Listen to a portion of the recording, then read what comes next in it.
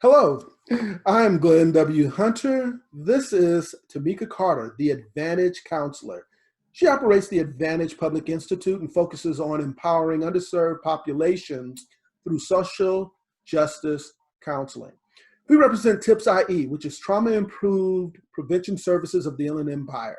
What that means is that our group has the privilege of addressing social emotional challenges of primary and secondary school students from assorted areas of expertise. In this podcast, we look at the trauma impacting school-aged youth in a community that is navigating uncharted waters right now. Tamika, help me out with all this. Tell these people what it is that you do in the context of what we do.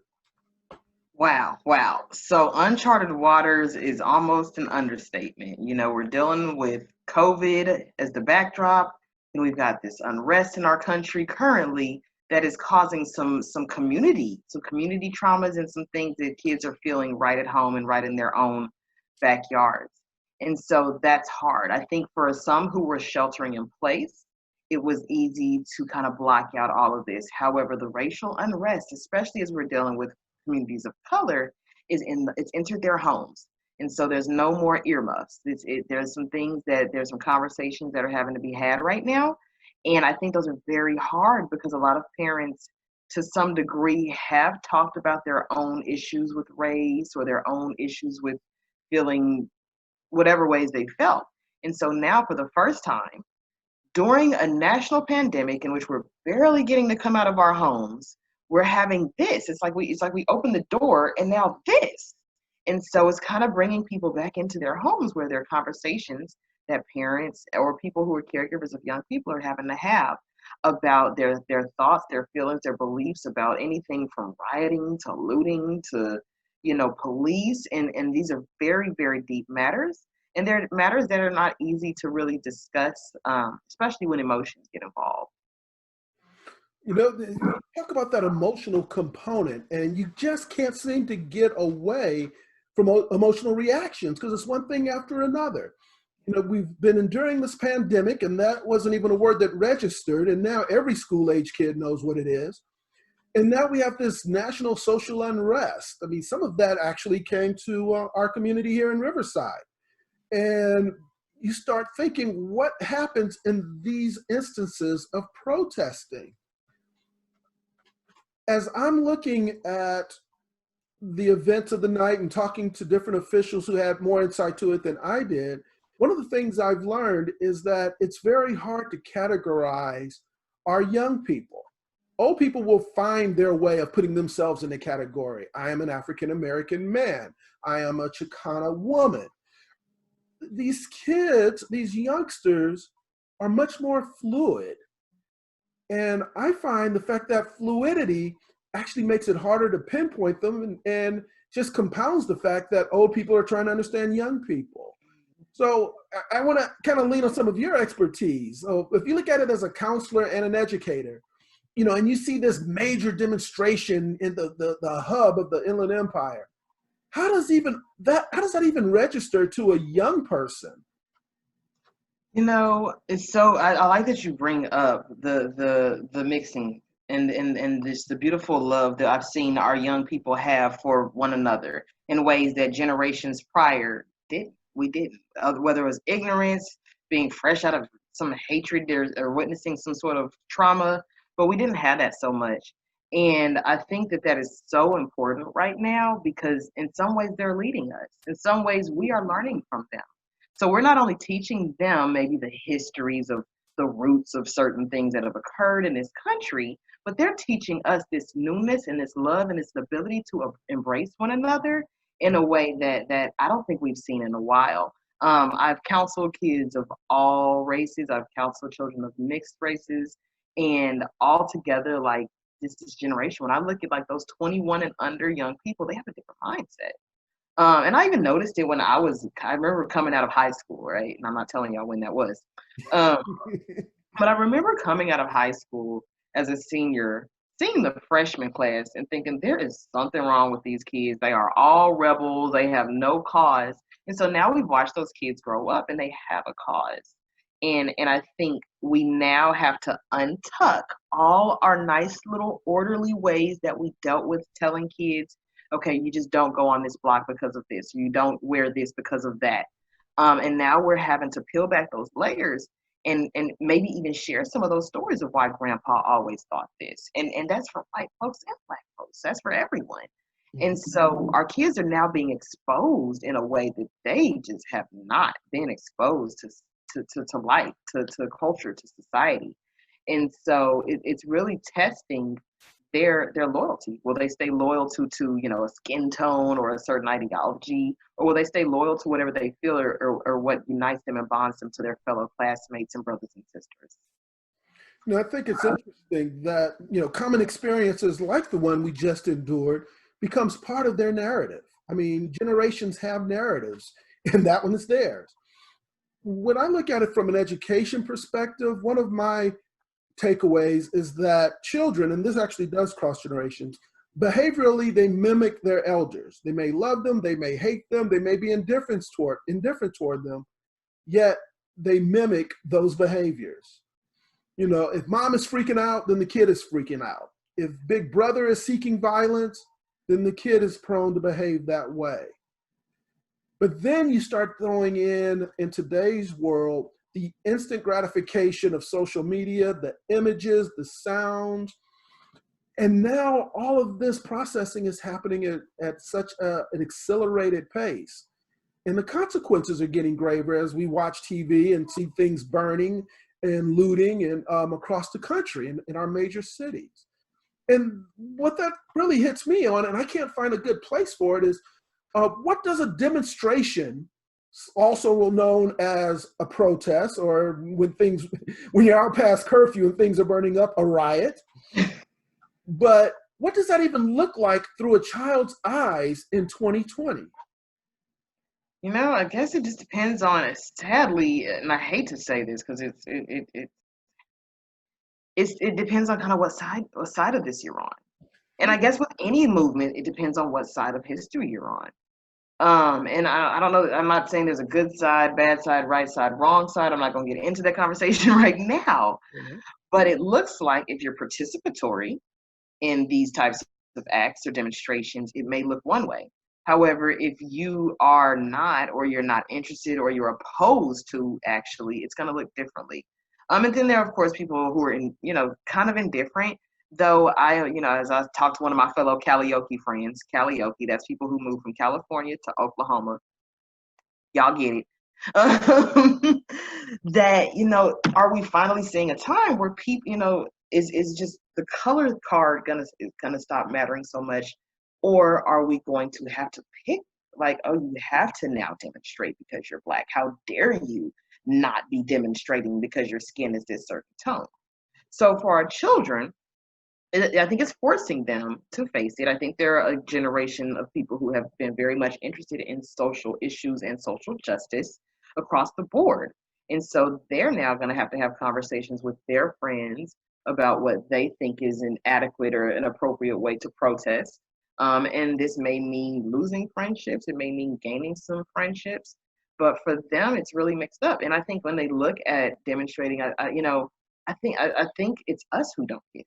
And Mm. I say that, like I said, I have counseled so many adolescents, from scholars to gifted students to student athletes to, headed to lockup kiddos or coming out of lockup. And I'm not talking about, I stole a pencil lockup. We're talking about kids who commit serious crimes and who have been parts of systems of intergenerational trauma and intergenerational cycles of poverty and crime.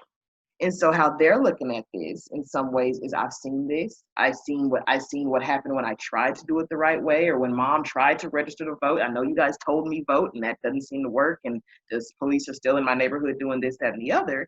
And so they're looking at the demonstration like the answer. I think those kids are looking at it like the answer. They are full of, this is a generation we said got ADD, right? They all over the place. We couldn't contain their energy so much that Adderall is, like a household product. So let's just be real. I mean, in our community, we overdiagnose black males with ADHD. We don't want to see them moving too much. And so I think what's happening is they're finding a place for that movement. Um, and I think that they're finding an outlet for that. It sorrows me at the ones who are doing it for just no reason. I tell people I see people looting. I have different types of feelings on it, and it honestly might depend on the time of day. I don't choose to steal. I've never had to, and I've never been in a position to feel like I had to. And so that makes me careful about how I speak and judge someone who is in a position that I've never been in. So as again, talking with kiddos, you're going to have kids who have been a certain type of kid, have never seen certain things. And so they may look at the demonstrations as, pointless or just, callous, crazy stuff. But honestly, teenagers are kind of the rebels, right? That's everybody's rebel stage for the most part. If you were going to be a rebel, it was somewhere between 15 and 22. And so I think a lot of them are on the side of, act up, act out, and agitate. It's just that I want to know how much of that is just teenage angst and how much is really dedicated to moving us forward as a country in this cause that is very important. I think that is one, it's a very interesting question. It's almost a classic question because there is that coming of age component to it that, goodness, am I on the right side of this story? Should I be more aggressive because there's a lot of tension. There is trauma, to use the clinical word. And then there's also I'm going to be better than my parents. I'm going to do better. And again, looking at it from the lens here in the Inland Empire, I'm going to be better than Big Mama because we have multi-generational experiences, right? And I think that is, it's not a unique challenge, but I think it's one that definitely lends itself to the location you're in, where you're here in the Inland Empire, where it has grown so rapidly in the last 2 to 3 decades that there are old ways here. I mean, there are families that'll trace their lineage back over 100 years with landowners who are landowners that are well capitalized. But the majority are, first, second generation now in this area when you look at the explosion. So we don't have old ways that how we have done things here perspectives because we're creating them as they come along. But we are bringing old cultural baggage with them or with us from a family perspective that still needs to be managed. I think in the education world, that really comes to a head when you are talking with teachers, you're talking with administrators, and they're able to articulate that these kids have a very short window of attention, which are like, well, that goes for all kids.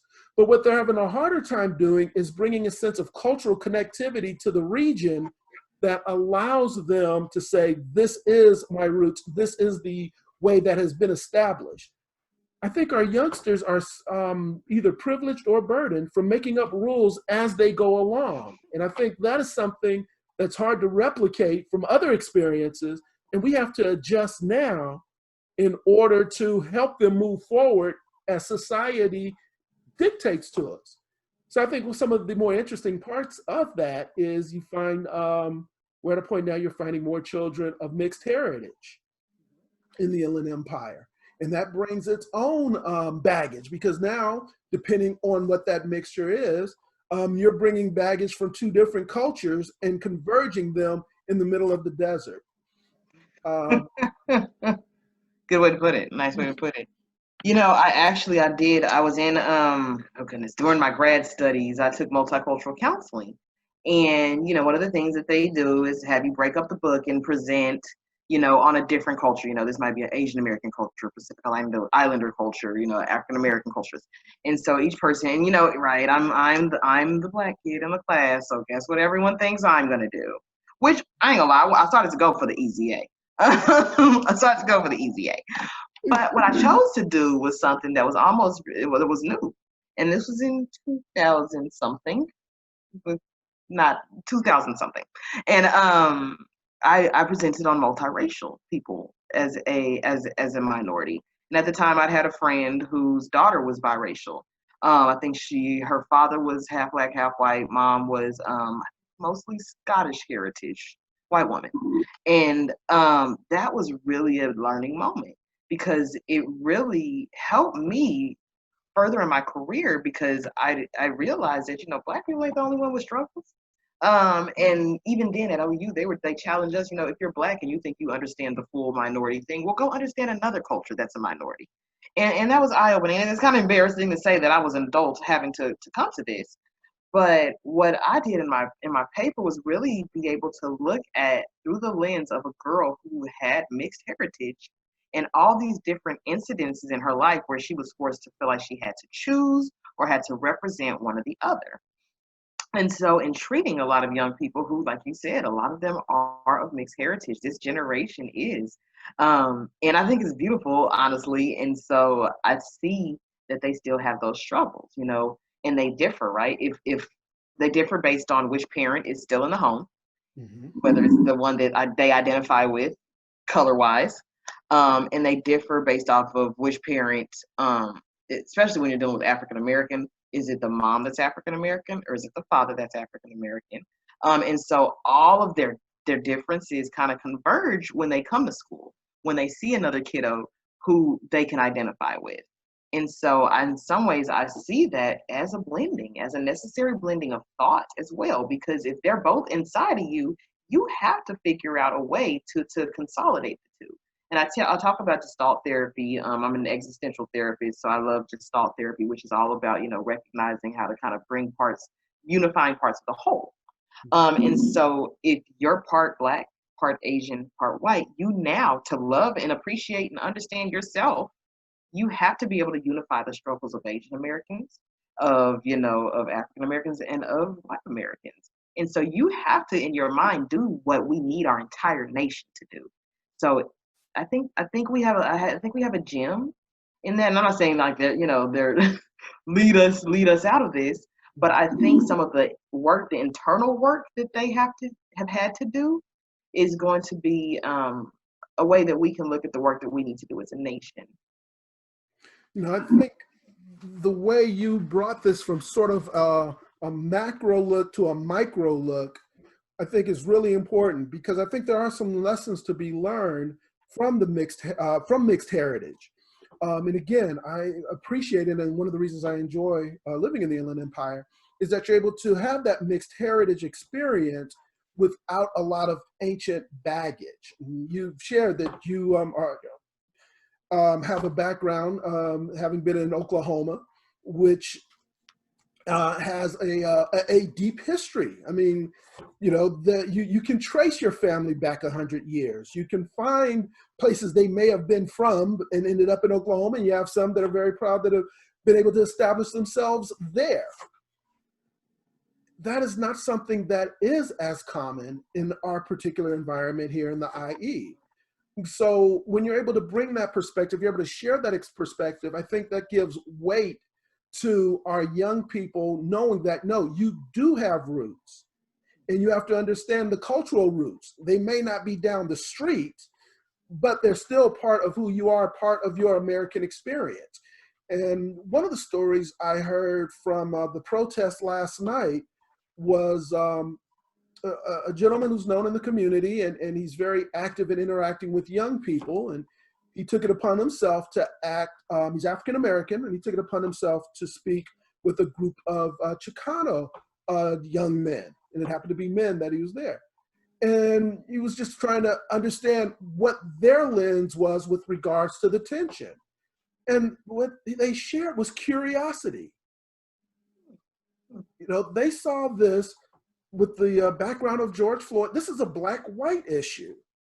We're neither. We are a distinct culture to ourselves, even though we have relationships. We have, in some cases, family members that are in both cultures. So we're curious. Now, if you see them from a distance, fill in the blank ethnic slur, that's what you see as a group of Chicano young men. And you bring your own individual baggage and lens to that interaction.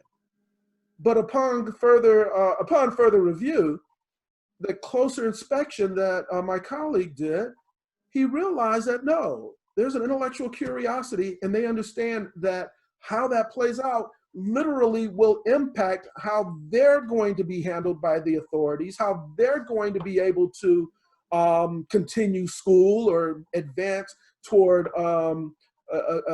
college if that is their aspiration, or enter the workforce. They realize that it impacts them, even though from a media perspective, it doesn't directly, it's not their fight explicitly.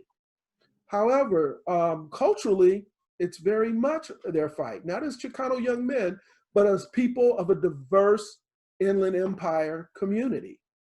And I think that is a really healthy conclusion to reach for young men that's easy to stereotype. Yeah, that's so important right now.